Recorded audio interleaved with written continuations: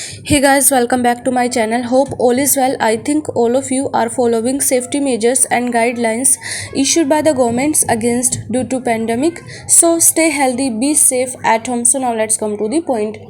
So guys, thumbnail देख के आपको पता चल ही गया कि आज हम क्या डिस्कस करेंगे। आज मैं डिस्कस करने वाली हूँ टर्म एंड एग्जामिनेशन जो हमारे अभी दिसंबर के हुए थे, उसको मैं डिस्कस करने वाली हूँ कि अभी हमारा जो 10 ईयर का बेस हुआ करता था वो अभी है क्या, उसी हिसाब से हमारे क्वेश्चंस आ रहे हैं या अभी हमारे क्वेश्चंस में कुछ चेंज है, क्योंकि अभी जो है MBA वो न्यू अपडेट हुआ है तो उस हिसाब से अभी हमारे क्वेश्चंस आ रहे हैं। जो पहले 10 ईयर का बेस हुआ करता था ना वो अब की बार नहीं है, क्योंकि हमारा जो सब्जेक्ट है, हमारा जो ये कोड है MBA ये न्यू अपडेट हुआ है तो उसी हिसाब से हमारे जो क्वेश्चंस हैं, क्वेश्चंस का पैटर्न है वो भी थोड़ा चेंज हो चुका है, थोड़ा एडवांस हो चुका है। पहले क्या होता था, स्ट्रेट एकदम से क्वेश्चन पूछे जाते थे, लेकिन अब की बार जो क्वेश्चंस है वो थोड़ा एडवांस है। एक ही क्वेश्चंस में दो पॉइंट्स को मिक्स करके कंबाइन करके क्वेश्चंस पुटअप्स किए जाते थे। ठीक है, तो आप जो 10 ईयर का बेस है आप उससे क्वेश्चंस नहीं ले सकते, आप वहाँ से पॉइंट्स उठा सकते हो। आपको क्या करना है, किसी भी चैप्टर का एक पॉइंट उठाना है एंड उस पॉइंट्स को आपने पूरा कवर करना है। ये नहीं देखना कि ये जो पॉइंट्स है इस पॉइंट से रिलेटेड कौन सा क्वेश्चन वहाँ पे आया है 10 ईयर के बेस में। तो आपको क्या करना है ना, आपको एक पॉइंट्स उठाना है एंड उस पॉइंट से रिलेटेड जितने भी क्वेश्चंस बनते हैं ना उसको आपने अच्छे से कवर करना है, ताकि एग्जामिनर जो भी क्वेश्चंस आपसे पूछे तो आप उसको लिख पाओ। Okay, so now let's start. तो ये है मेरे पास टर्म एंड एग्जामिनेशन का क्वेश्चन पेपर जिसको मैं डिस्कस करने वाली हूँ। ओके, तो पहला जो है मेरे पास MMPC 01 का क्वेश्चन पेपर है एंड सीरियल वाइज हम इसको आगे वाले 1 से लेकर जितने भी 7 तक क्वेश्चंस पेपर है उनको मैं डिस्कस करूँगी। ओके, तो जो टाइम होता है वो होता है 3 आवर्स का। ठीक है, मैक्सिमम मार्क्स होते हैं 100 एंड वेटेज होता है 70%। यहाँ पर पहले कुछ इंस्ट्रक्शंस दी हुई है वो हम देख लेते हैं। सो पहले है कि इसमें 2 सेक्शंस होते हैं A एंड B, जिसमें से कि जो A सेक्शंस होता है ना उसमें से आपको 3 क्वेश्चंस लिखने होते हैं जो 20 मार्क्स के होते हैं एंड जो B सेक्शन होता है ना वो कंपलसरी होता है जो कि होता है 40 मार्क्स का।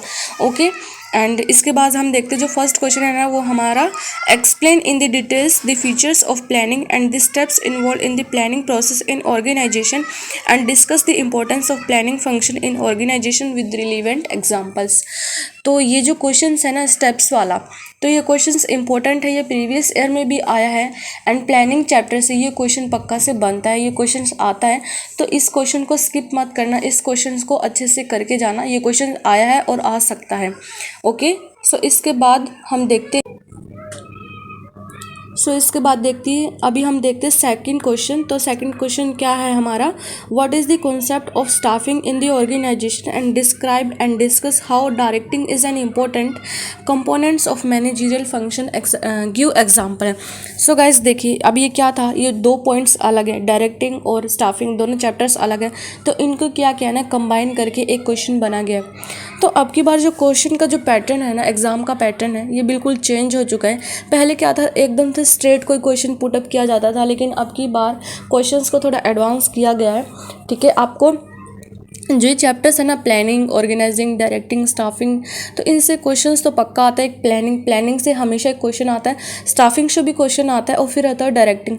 ठीक है, तो ये आपको करके जाना है। एंड थर्ड है हमारा describe the techniques used in different steps of decision making, discuss how one can overcome barriers to have effective decision making in the organisation with example. ठीक है, तो ये हमारा थर्ड क्वेश्चन। ठीक है, ये है डिसीजन मेकिंग वाले चैप्टर से, ये भी आपको कर लेना। आपको हर चैप्टर एक बार पहले तो क्या करना है, आपको सारे चैप्टर्स करने हैं, क्योंकि जो हमारा चैप्टर का नेम होता है ना उसी में हमारा आंसर छुपा रहता है। अगर आपको चैप्टर का नेम क्लियर है ना तो आपको आधा चैप्टर क्लियर है। ठीक है, तो एक बार तो सारे चैप्टर्स को रीड आउट कर लेना, ताकि जो भी क्वेश्चन कहीं से भी आए आप उसको थोड़ा तो लिख पाओ।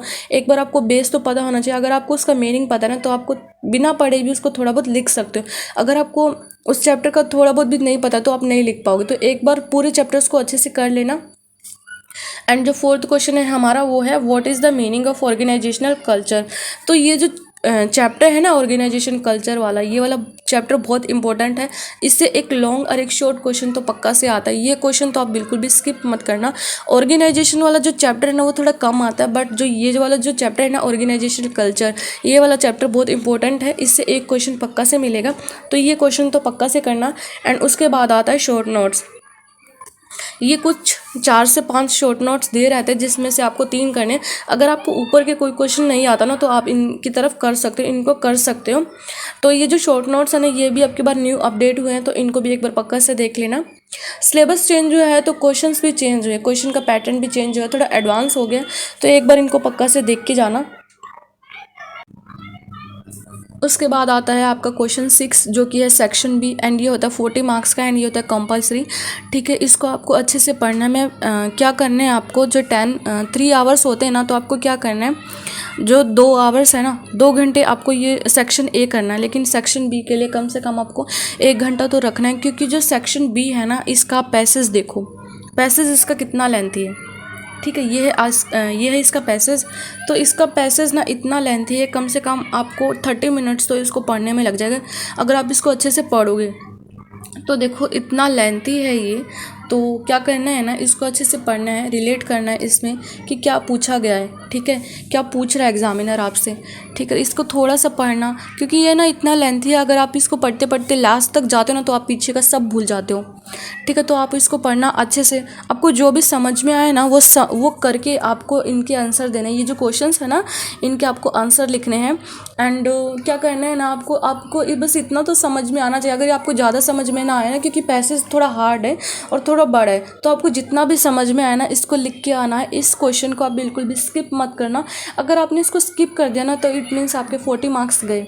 तो आपको जितना भी जो भी समझ में आता है ना इसको लिख के आना, क्योंकि आपकी बार बहुत सारे स्टूडेंट हैं उन्होंने इसको स्किप कर दे, तो आप ये गलती बिल्कुल भी मत करना। तो इसको थोड़ा तो लिखना। ठीक है, जो भी आपको समझ में आता है उतना तो लिखना, थोड़ा बहुत लिख के आना, ताकि एग्जामिनर जब चेक करे तो थोड़े बहुत मार्क्स आपको दे सके। ठीक है, तो इसको बिल्कुल मत छोड़ना। तो ये सब मैंने डिस्कस किया।